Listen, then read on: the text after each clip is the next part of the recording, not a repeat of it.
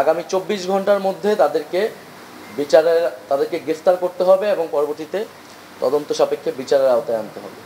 আসার সময় গাড়ি বহরে তো হামলা করা হয়েছে, ককটেল মারা হয়েছে এবং আমাদের 6টা গাড়ি ক্ষতিগ্রস্ত হয়েছে।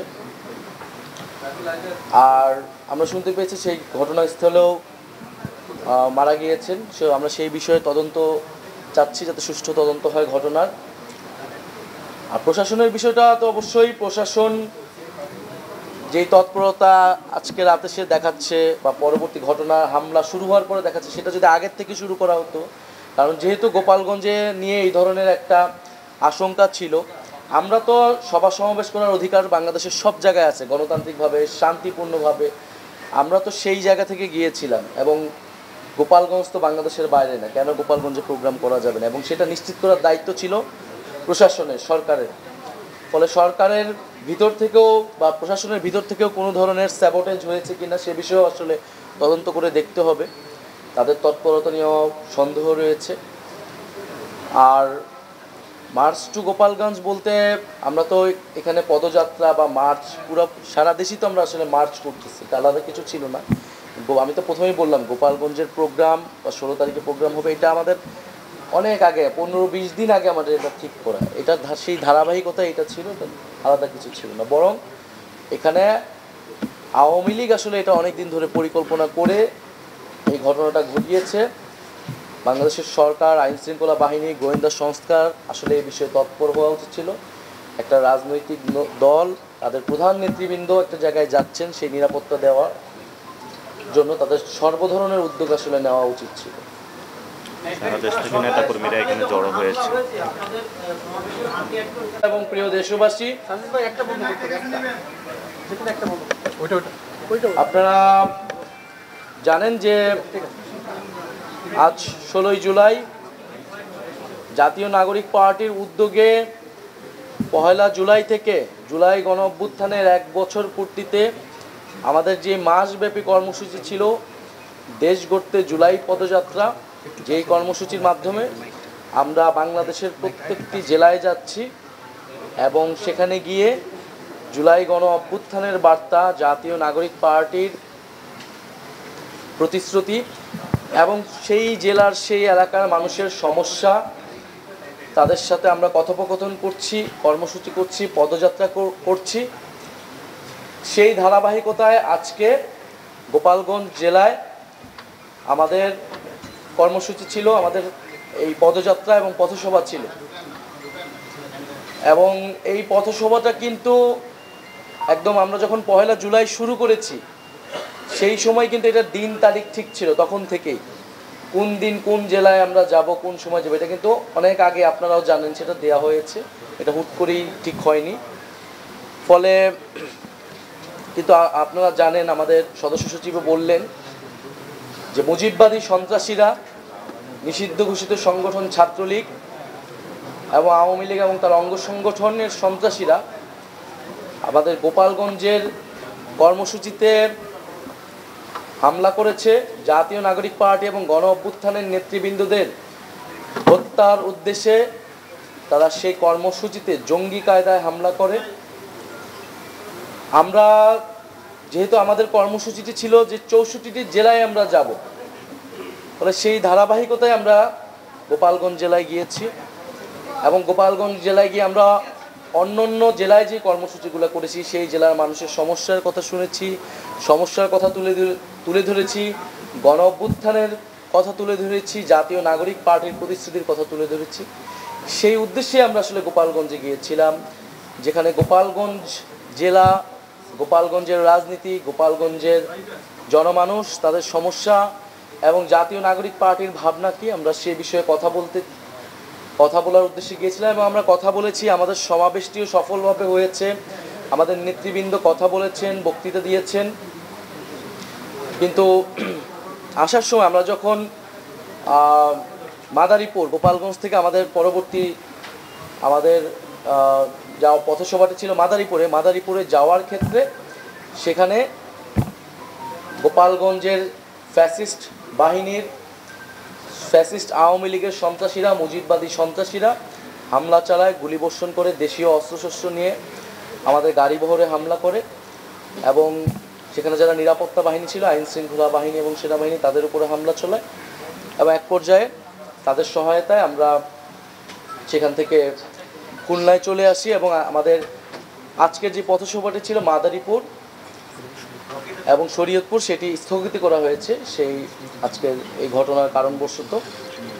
তো এই গোপালগঞ্জের আজকের যে ঘটনাটি ঘটলো, সেখান থেকে আমরা আমাদের সমাবেশটি সফলভাবে করে বের হয়ে এসেছি, কিন্তু এটা দেশবাসীর কাছে স্পষ্ট করে এবং পুরো বিশ্ববাসীর কাছে স্পষ্ট হয়েছে যে আসলে আওয়ামী লীগের যে আসল রূপ, যে একটা মুজিববাদী সন্ত্রাসী ফ্যাসিস্ট এবং একটা জঙ্গি বাহিনীতে তারা রূপান্তরিত হয়েছে, তারা তো গণতান্ত্রিক বা কোনো একটা রাজনৈতিক দলের মধ্যে পড়ে না, সেই রূপটা কিন্তু আজকে গণ অভ্যুত্থানে এতদিন পরে আবারও জনগণের সামনে, দেশবাসীর সামনে স্পষ্ট হয়েছে।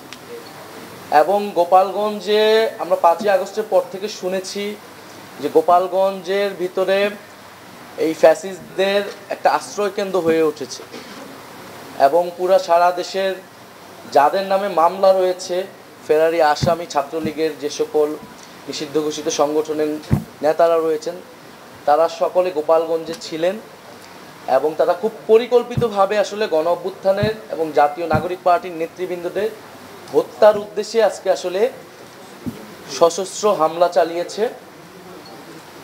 এবং বাংলাদেশে যে একটা মিথ তৈরি করে রাখা হয়েছিল যে গোপালগঞ্জে আওয়ামী লীগের বাইরে কেউ প্রোগ্রাম করতে পারবে না, এই মিথ আজকে জাতীয় নাগরিক পার্টি ভেঙে দিয়েছে।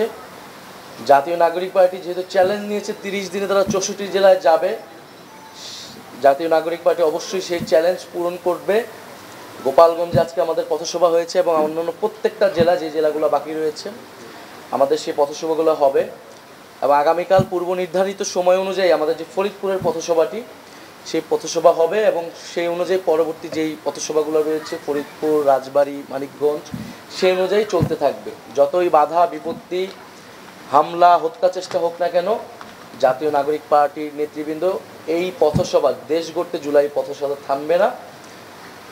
এবং আমাদের যেই আজকে যে দুইটি স্থগিত হলো মাদারীপুর এবং শরীয়তপুর, সেটা আমরা পরবর্তীতে কাভার করে নিব এই পথসভার মধ্যেই।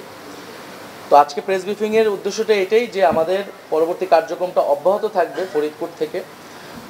আর আজকে সারা দেশে এই হামলার এবং হত্যার চেষ্টার বিরুদ্ধে প্রতিবাদ জানিয়েছেন ফ্যাসিবাদ বিরোধী বিভিন্ন ছাত্র সংগঠন এবং রাজনৈতিক দলগুলো। আমরা জাতীয় নাগরিক পার্টির পক্ষ থেকে তাদেরকে আন্তরিকভাবে ধন্যবাদ এবং কৃতজ্ঞতা জানাই। জাতীয় নাগরিক পার্টির নেতৃবৃন্দ সারা দেশে এবং বিপ্লবী ছাত্ররাও সারা দেশে বিভিন্ন জায়গায় প্রতিবাদ জানিয়েছে, তাদেরকে আমরা ধন্যবাদ এবং কৃতজ্ঞতা জানাই। এবং গোপালগঞ্জের হামলায় কিন্তু সাংবাদিকরাও আহত হয়েছে, তো সেই বিষয়েও আমাদের সমবেদনা রয়েছে। এবং জাতীয় নাগরিক পার্টি আগামীকাল সারা দেশে বিক্ষোভ কর্মসূচি পালন করবে এই সশস্ত্র হামলার প্রতিবাদে। এবং আমরা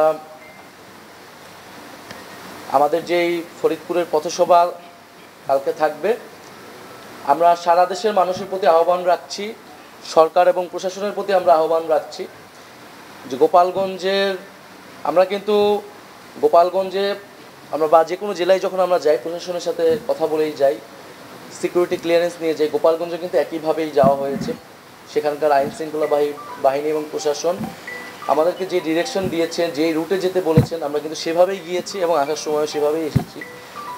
তারা যদি আরও কঠোর হতো, আরও সতর্ক হতো আগের থেকে, তাহলে হয়তো পরিস্থিতি তারা সামাল দিতে পারতেন। এবং তারপরও তারা সহায়তা করেছেন। এবং ওখানে আমাদের স্থানীয় যেই নেতাকর্মীরা রয়েছে গোপালগঞ্জে আমাদের সমন্বয় কমিটিও রয়েছেন, প্রধান সমন্বয়কারী আমাদের সাথে আছেন আরিফুল দারিয়া। সেখানকার তাদের পরিবারগুলোকে কিন্তু হুমকি দেওয়া হচ্ছে এবং তাদের নিরাপত্তার বিষয়টা আমরা তার দাবি জানাচ্ছি। এবং সেখানে আমাদের স্টেজে আমরা যাওয়ার আগে এক দফা হামলা হয়েছে, সশস্ত্র হামলা হয়েছে, স্টেজে আগুন লাগিয়ে দেওয়া হয়েছে, পুলিশের গাড়িতে আগুন লাগিয়ে দেওয়া হয়েছে। সারা দেশের মানুষ এগুলো দেখেছে, আপনারা দেখেছেন। ফলে এটা নতুন কিছু নয়। আওয়ামী লীগের যে চরিত্র, ফ্যাসিস্ট বাহিনীর যে চরিত্র, মুজিববাদী সন্ত্রাসীদের সেই চরিত্র উন্মোচন করেছে। ফলে আমরা মুজিববাদীদের বিরুদ্ধে আমাদের যে লড়াই, যে সংগ্রাম, সেই সংগ্রাম আসলে শেষ হয়ে যায়নি। সরকারকে অবশ্যই কঠোর অবস্থানে যেতে হবে, জনগণকেও সচেতন হতে হবে এবং এই যে আমাদের লড়াই মুজিববাদের বিরুদ্ধে, সেই লড়াই চলমান রাখতে হবে। আমরা আজকের এই প্রেস ব্রিফিং থেকে দাবি জানাচ্ছি যে পুরো ঘটনার সুষ্ঠু তদন্ত করতে হবে। যারা এই ঘটনার সাথে জড়িত, যাদের পরিকল্পনায়, যাদের অংশগ্রহণ এবং যারা হত্যা চেষ্টা চালিয়েছে, তাদেরকে দ্রুত সময়ের মধ্যে, আগামী 24 ঘন্টার মধ্যে তাদেরকে গ্রেফতার করতে হবে এবং পরবর্তীতে তদন্ত সাপেক্ষে বিচারের আওতায় আনতে হবে।